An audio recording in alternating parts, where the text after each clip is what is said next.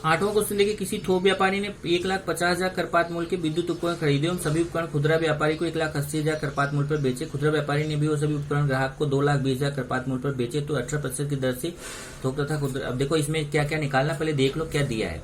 एक तो दिया है कि थोक व्यापारी ने 1,50,000 का खरीदा, 1,50,000 के हिसाब से उसका थोक व्यापारी का हम क्या निकालेंगे, इनपुट टैक्स निकालेंगे। फिर उसने 1,80,000 में खुदरा व्यापारी को बेचा, तो इसका मतलब अब थोक व्यापारी का हमें पता चल जाएगा क्या, आउटपुट टैक्स। 1,80,000 के हिसाब से 18% निकालेंगे। फिर खुदरा व्यापारी ने उसको खरीदा था कितने में, 1,80,000 में, और बेचा कितने का, 2,20,000 में। ऐसा दो, तो एक बार हमें थोक व्यापारी का निकालना है, एक बार खुदरा। देखिए थोक तथा खुदरा व्यापारी दोनों का हमें निकालना है। क्या क्या निकालना है कि एक तो हमें निकालना है कि उसका जो बिल है उसमें CGST और SGST कितना लिखेगा वो, और वास्तव में वो सरकार को कितना, केंद्र सेंट्रल गवर्नमेंट मतलब केंद्र मतलब CGST और राज्य मतलब SGST, वो थोक तथा खुदरा व्यापारी का दे मतलब कितना देगा, मतलब सरकार को कितना देगा। एक तो कितना लिखेगा और एक सरकार को कितना देगा। तो जरा ध्यान से समझिए, पहले लेन देन में थोक व्यापारी का मूल्य कितना है, 1,50,000, और फिर वो कितने में बेचता है, 1,80,000 में। GST की दर 18% है, तो थोक व्यापारी का पहले हम निकालेंगे इनपुट टैक्स कितना आएगा, 1,50,000 का 18/100 कितना आएगा, 27,000 रुपए उसका इनपुट टैक्स हो गया। तो यही ITC भी हो जाएगा 27,000 रुपए। और 1,80,000 का 18% निकालेंगे तो 1,80,000 गुणे 18/100 इसको काटेंगे तो 32,400 रुपए आएगा। ये उसका क्या हो जाएगा, आउटपुट टैक्स। अब आउटपुट टैक्स में ITC घटा देंगे तो हमें पता चल जाएगा आउटपुट टैक्स बीजक में दर्शाया जाए। अब देखो इसमें क्या होता है कि यही जरा एक पॉइंट बहुत इंपॉर्टेंट है कि एक क्वेश्चन पूछा है कि बिल जो रहेगा, बिल में CGST और SGST कितना दिखाएगा, और दूसरा है कि गवर्नमेंट को कितना CGST SGST देगा। ये जरा दोनों अलग अलग पॉइंट्स है। तो यहाँ पे हम ध्यान देंगे कि जब वो कितना पाया है GST, उतना वो बिल में पूरा दिखाएगा कि मुझे इतना GST मिला है। जैसे उसको GST कितना मिला, आउटपुट टैक्स से पता चलेगा। आउटपुट टैक्स कितना है, 32,400। ये 32,400 रुपए उसको GST मिला, इसका आधा CGST दिखाएगा वो, आधा SGST, मतलब 16,200 रुपए। सी देखिए 32,400 का आधा किया तो 16,200 CGST और 16,200 SGST। तो बिल में जो लिखेगा वो बोलेगा कि मुझे जो है वो प्राप्त हुआ है 16,200 CGST प्राप्त हुआ है, 16,200 SGST प्राप्त हुआ है। लेकिन जब वो गवर्नमेंट को देने जाएगा तो वो जितना प्राप्त हुआ है उतना नहीं देगा, वो 16,200 नहीं देगा, बल्कि 32,400 में से 27,000 वो पहले भर चुका है ना, तो वो 32,400 में 27,000 अपना माइनस करेगा तो दे GST हो जाएगा। देखो आउटपुट टैक्स माइनस ITC, 32,400 में 27,000 माइनस करेगा, जो 5400 रुपए बचेगा, क्योंकि वो तो पहले भर चुका है ना इतना। तो जो 27,000 भर चुका है उसको पहले वो माइनस करेगा, अपने जितना प्राप्त किया है 32,400 प्राप्त किया, तो उसमें से माइनस करेगा तो 5,400 आएगा। 5,400 का आधा मतलब 2700 रुपए वो CGST दे होगा और 2700 रुपए उसका SGST दे होगा। SGST भी 2700, CGST भी 2700, ये गवर्नमेंट को देगा।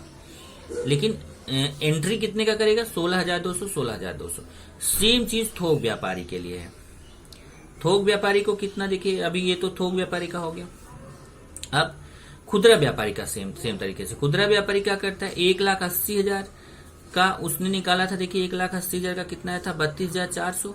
तो 32,400 रुपए वो क्या भर के आया है, तो उसका 32,400 रुपए उसका इनपुट टैक्स रहेगा, बराबर। तो देखिए उसका ITC कितना रहेगा, 32,400, क्योंकि जो उसका आउटपुट टैक्स था थोक व्यापारी का, वही खुदरा व्यापारी का क्या रहेगा, इनपुट टैक्स रहेगा। तो उसका इनपुट टैक्स कितना हो जाएगा, ITC कितना हो जाएगा, 32,400। और खुदरा व्यापारी वो 2,20,000 में वो क्या करता है, बेचता है, तो 2,20,000 का 18% निकला 39,600। इतना GST उसको प्राप्त हुआ। अब इतना GST प्राप्त हुआ तो अपने बिल में वो क्या करेगा, इसका आधा लिखेगा, 39,400 का आधा करेगा। देखिए 39,600 का आधा 19,800 रुपए वो दिखाएगा कि 19,800 रुपए CGST और 19,800 SGST। देखिए 19,800 SGST भी है, 19,800 CGST भी है। वो अपने बिल में ऐसा लिखेगा। लेकिन जब उसको गवर्नमेंट को देना होगा तो जो पहले दे चुका है, वो पहले कितना दे चुका है, देखिए 32,400 दे चुका है, 39,600 आउटपुट टैक्स में ITC को माइनस करेगा, तो 39,600 पाया और 32,400 भरा है तो उसको माइनस कर लेगा। देखिए 7,200 आएगा। दे GST क्या होता है, output tax minus input tax credit. 39,600 में इनपुट टैक्स के लिए 32,400 माइनस के लिए 7,200। अब इसका आधा करेगा, आधा जो है सीजीएसटी हो जाएगा, आधा एसजीएसटी। देखिए 7,200 का आधा करेगा वो 3,600 रुपए उसको सीजीएसटी देना है, 3,600 रुपए उसको एसजीएसटी देना है। तो यहाँ देखिए उत्तर में लिखा है कि जो थोक व्यापारी है वो जो कर बीजक है उसमें सीजीएसटी कितना दिखाएगा 16,200 और एसजीएसटी कितना दिखाएगा 16,200। लेकिन वो गवर्नमेंट को भरेगा कितना, सीजीएसटी कितना भरेगा वो गवर्नमेंट को, ये देखिए यहाँ पे है नहीं, यहाँ देखिए। और थोक व्यापारी पर भरेगा कितना सीजीएसटी 27 रुपए और एसजीएसटी कितना भरेगा 27 रुपए। और खुदरा व्यापारी जो बिल में दिखाएगा वो सीजीएसटी 19,800 और एसजीएसटी 19,800 दिखाएगा। लेकिन खुदरा व्यापारी को वही खुदरा व्यापारी जो है गवर्नमेंट को कितना भरेगा 3,600। तो बिल में क्या दिखाता है जरा ध्यान से देखना है आप फिर से। जो हमें आउटपुट टैक्स मिलता है, जो आउटपुट टैक्स मिलेगा उसका आधा वो दिखाएगा कि हमें मिला हुआ है आधा सीजीएसटी और आधा एसजीएसटी करके दिखाएगा वहां पे। लेकिन जब गवर्नमेंट को भरने जाएगा तो अपना जो उसका आईटीसी है जो पहले भर चुका है उसको माइनस करने के बाद जो मिलेगा उसका आधा सीजीएसटी और गवर्नमेंट को भरेगा और आधा एसजीएसटी गवर्नमेंट को भरेगा। सेम ऐसी देखिए 9वां क्वेश्चन, ठाणे महाराष्ट्र के अन्ना पाटिल ने 1400 कर योग मूल्य का एक वैक्यूम क्लीनर खरीदा। वैक्यूम क्लीनर वसई के किसी व्यापारी को बेचा, जीएसटी की दर 28% है। वसई के व्यापारी ने वैक्यूम क्लीनर को 16,800 करीब मूल्य पर बेचा। इस व्यवहार में निम्नलिखित का मान ज्ञात कीजिए। अब देखिए इसमें अन्ना पाटिल द्वारा किए गए बीजक में राज्य तथा केंद्र का कितना दिखाया गया होगा। अब देखिए बिल में कितना दिखाया गया होगा वो पता करना है। तो 14,000 का उसने क्या किया, बेचा है। देखिए अन्ना पाटिल ने 14,000 मूल्य का वैक्यूम क्लीनर बेचा, तो उसका आउटपुट टैक्स कितना हो जाएगा 14,000 का 28% निकालेंगे। इधर देखिए 14,000 का 28% 3920 रुपए। अब 3920 का आधा कर देंगे तो 1960 रुपए वो क्या करेगा सीजीएसटी बिल में दिखाएगा, 1960 रुपए एसजीएसटी दिखाएगा, दोनों हो गया। उसके बाद दूसरा क्वेश्चन है कि वसई के व्यापारी ने ग्राहक से कितना केंद्र तथा राज्य का निर्धारित किया होगा। तो अब देखिए 16,800 का 28% निकालेंगे तो आउटपुट अब ये जो आया है देखिए 3920, ये अन्ना पाटिल के लिए तो इनपुट आउटपुट टैक्स है, अन्ना पाटिल के आउटपुट टैक्स है। लेकिन इसने खरीदा है ना वसई वाले ने, तो उसके लिए यही 3,920 रुपए क्या हो जाएगा उसका इनपुट टैक्स हो जाएगा, मतलब आईटीसी हो जाएगा 3,920 रुपए। अब वो क्या करेगा 16,800 का 28% तो वसूली करेगा बराबर। तो 16,800 का 28% निकालेंगे 4,704 रुपए जीएसटी मिलेगा उसको। अब 4,704 का आधा मतलब 2,352 रुपए सीजीएसटी हो गया, 2,352 रुपए एसजीएसटी हो गया। अब उसके बाद है कि दे जीएसटी उसका कितना होगा। तो देखिए दो इधर उसने 4,704 रुपए इसका आउटपुट टैक्स और इनपुट टैक्स कितना है ये देखिए 3920 रुपए। तो 4,704 में 3920 रुपए वो माइनस कर लेगा। यहाँ देखिए वसई के व्यापारी द्वारा जीएसटी कितना होगा, आउटपुट टैक्स माइनस आईटीसी 4,704 में 3920 माइनस करेगा 784 रुपए उसका क्या हो जाएगा जीएसटी हो जाएगा। अब 784 का आधा करेगा तो 392 रुपए और सीजीएसटी भरेगा, 392 रुपए एसजीएसटी भरेगा। तो पहला क्वेश्चन था अन्ना पाटिल ने केंद्र तथा राज्य को कितना कितना रुपए दिया, 1960 रुपए केंद्र को दिया, 1960 राज्य को। दूसरा क्वेश्चन वसई के व्यापारी ने ग्राहक के पास केंद्र तथा राज्य के प्रति कितना रुपए निर्धारित किया, तो 2,352 रुपए उसने सीजीएसटी और 2,352 रुपए एसजीएसटी निर्धारित किया। अब वसई के व्यापारी का दे जीएसटी कितना है, तो 392 रुपए सीजीएसटी है, 392 रुपए एसजीएसटी है। 10वां है निम्नलिखित किसी एक वितरण व्यवसाय श्रृंखला के कर बीजक एबीसी में वस्तु एवं सेवा का निर्धारण करना जीएसटी का 12% है। अब देखिए जीएसटी कितना है 12%। अब इसमें देखिए दिखाया है ये पूरा डायग्राम बना है, इस डायग्राम की हेल्प से यहाँ पे हमें मान निकालना है। तो डायग्राम में क्या बोला है, पहला क्वेश्चन है कि ये देखिए यहाँ पे थोक विक्रेता है, थोक विक्रेता वितरक को बेचता है, वितरक जो है रिटेलर को देता है, रिटेलर जो है ग्राहक को देता है, ऐसे चल रहा है। देखिए थोक विक्रेता 5,000 रुपए कर योग्य मूल्य निर्धारित करता है, वो वितरक को देता है। वितरक जो है वो 6,000 रुपए का बेचता है रिटेलर को, और रिटेलर 6,500 का बेचता है ग्राहक को। तो आप आराम से एक एक करके निकाल सकते हो। सबसे पहले हम पता करेंगे जो थोक विक्रेता है वो इसको बेच रहा है 5,000 में, तो थोक विक्रेता 5,000 का 12% निकालेंगे तो थोक विक्रेता का आउटपुट टैक्स मिल जाएगा बराबर। यहाँ देखिए प्रथम थोक विक्रेता द्वारा वितरक के पास से संकलित किया जीएसटी ज्ञात करेंगे।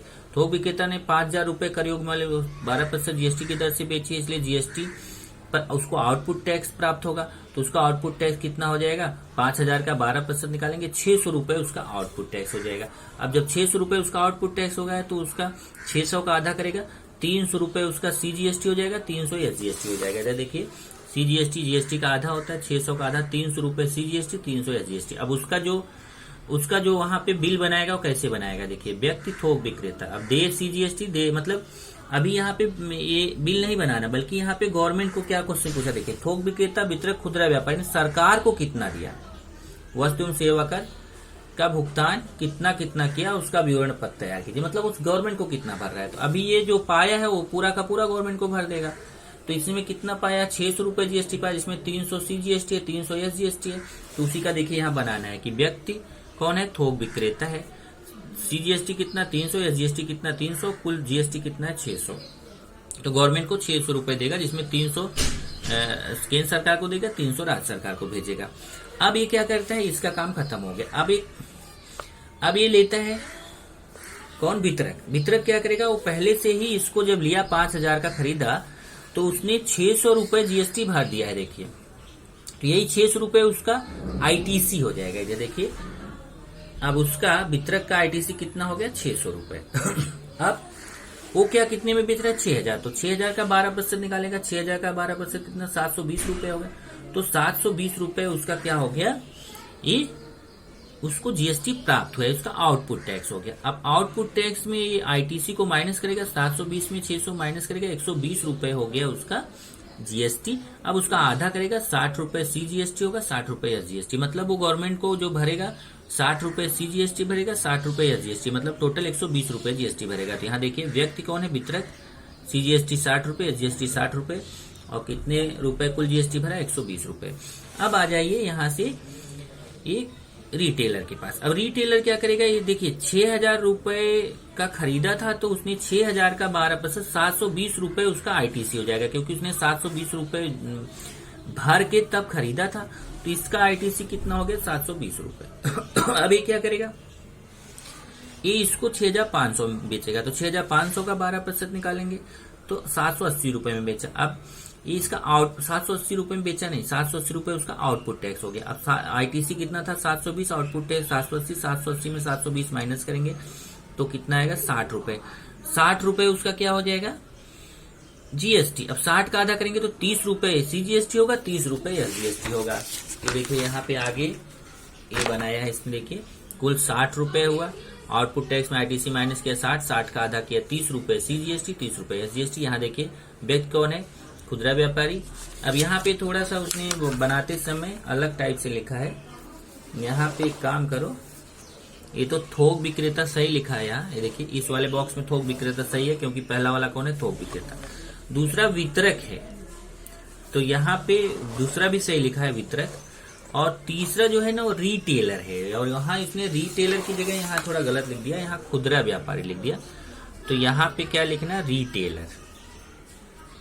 यहाँ पे भी मैं रिटेलर मतलब खुदरा व्यापारी ही होता है, लेकिन क्या है कि अभी यहाँ पर आप अगर उसमें क्वेश्चन में रिटेलर लिखा हुआ, यहाँ खुदरा व्यापारी, तो आप खुद ही कंफ्यूज हो जाएंगे कि यहाँ पे रिटेलर लिखा है, यहाँ खुदरा व्यापारी, तो हम कैसे समझेंगे खुदरा व्यापारी कहाँ है। तो जब आप रिटेलर लिखे रहोगे तो आपको क्लियर वहां समझ में आएगा कि रिटेलर कौन है वहां पे, बराबर है। तो रिटेलर आपको क्लियरली समझ में आ जाएगा। बाकी खुदरा व्यापारी भी वही है, जो रिटेलर है वही खुदरा व्यापारी है, दोनों वही होता है, उसमें कोई फर्क नहीं है। तो यहाँ पे लेकिन हर जगह खुदरा व्यापारी लिखा है, इसलिए थोड़ा सा हमें कंफ्यूजन होगा, बराबर है, क्योंकि हर जगह रिटेलर मतलब खुदरा व्यापारी ही लिखा उसने। तो अच्छा होगा कि आप रिटेलर मतलब समझ जाए खुदरा व्यापारी, तो बेस्ट रहेगा। यहाँ मैं एक काम करता हूँ, यहीं पे बना देता हूँ, रिटेलर मतलब होता है खुदरा व्यापारी। अब आपका टेंशन खत्म हो जाएगा। अब रिटेलर मतलब ये जानते रहिए, रिटेलर मतलब खुदरा व्यापारी। तो खुदरा व्यापारी का कितना आ गया देखिए यहाँ पे। अब यहाँ पे खुदरा व्यापारी का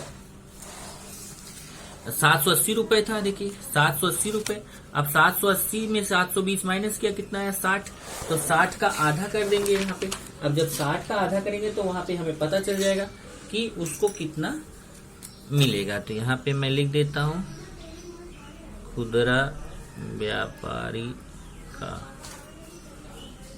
खुदरा व्यापारी, यहाँ पे भी मैं लिख देता हूँ खुदरा व्यापारी, यहाँ पे भी लिख देता हूँ खुदरा व्यापारी, खुदरा व्यापारी,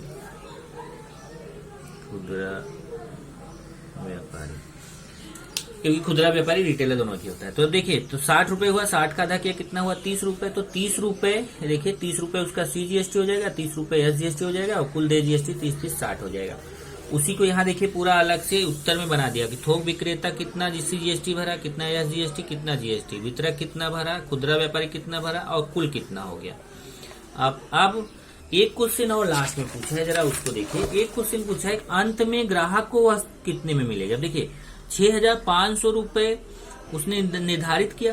अब 6,500 प्लस GST करेंगे तो ग्राहक का पता चल जाएगा। अब GST कितना भरा गया यहाँ से देख सकते हैं, 780 रुपए GST भरा गया। तो 6,500 का 780 जोड़ देंगे तो 7,280 रुपए वो ग्राहक को प्राप्त हो गया। तो अब एक क्वेश्चन और पूछा है, एक क्वेश्चन पूछा है इस श्रृंखला में B2B B2C कौन सा है। यहाँ देखिए इन दोनों के बीच B2B है, थोक विक्रेता और वितरक, बिजनेस टू बिजनेस, और वितरक से रिटेलर ये भी बिजनेस टू बिजनेस है B2B, और रिटेलर से ग्राहक है B2C है। तो वही यहाँ पे देखिए उत्तर में लिखना है कि थोक विक्रेता और वितरक के बीच B2B है, वितरक और खुदरा व्यापारी के बीच B2B है, और खुदरा व्यापारी और ग्राहक के बीच B2C है। इस तरीके से आपका ये चैप्टर यहाँ पे खत्म हो जाता है।